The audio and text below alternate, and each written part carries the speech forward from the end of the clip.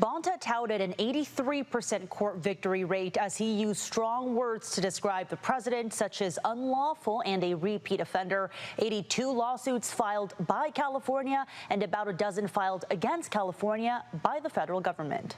Over the last year and a half, we've taken Trump and his administration to court 82 times. 82 times, more than one lawsuit a week. And counting, says California Attorney General Rob Bonta. Bonta, Senate President Pro Tem Monique Limon, and Assembly Speaker Robert Rivas on Tuesday presenting their annual report on how much has been spent so far on taking the second Trump administration to court, nearly $30 million.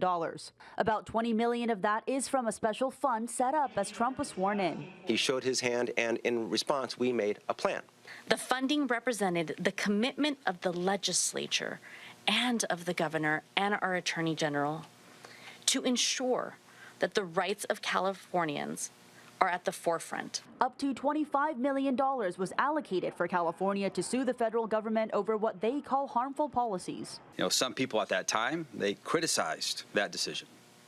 They said it was the wrong priority for our legislature. On top of that, the state budget last year set aside $14 million, $28 million this year, and $24 million for the following 2 years for any legal action with the Trump administration. Democratic leaders argue there's been a return on investment, $207 billion in federal funding saved for public safety, education, food assistance, healthcare, and more, despite efforts by the Trump admin to withhold the money, they say. Bonta says that calculation comes from lawsuits with court orders thus far, with about 24 or so cases still pending. You can be sure we are far from done. There's more of this presidential term left. A White House spokesperson responding in part, quote, instead of bragging about filing frivolous lawsuits against the Trump administration, the California AG should focus on addressing problems in his own state. State Republicans agree, asking instead for better public safety funding. All of us got elected by the people of California, and we need to keep our focus here in the state of California. How much money have we actually allocated towards creating safer neighborhoods and communities?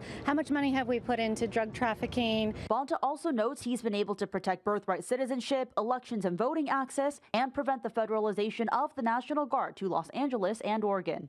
Bonta also noting hope for continued Democratic governorship once Governor Newsom is termed out, so that these legal efforts against the Trump administration can continue in full force. Shani Ha, News 8.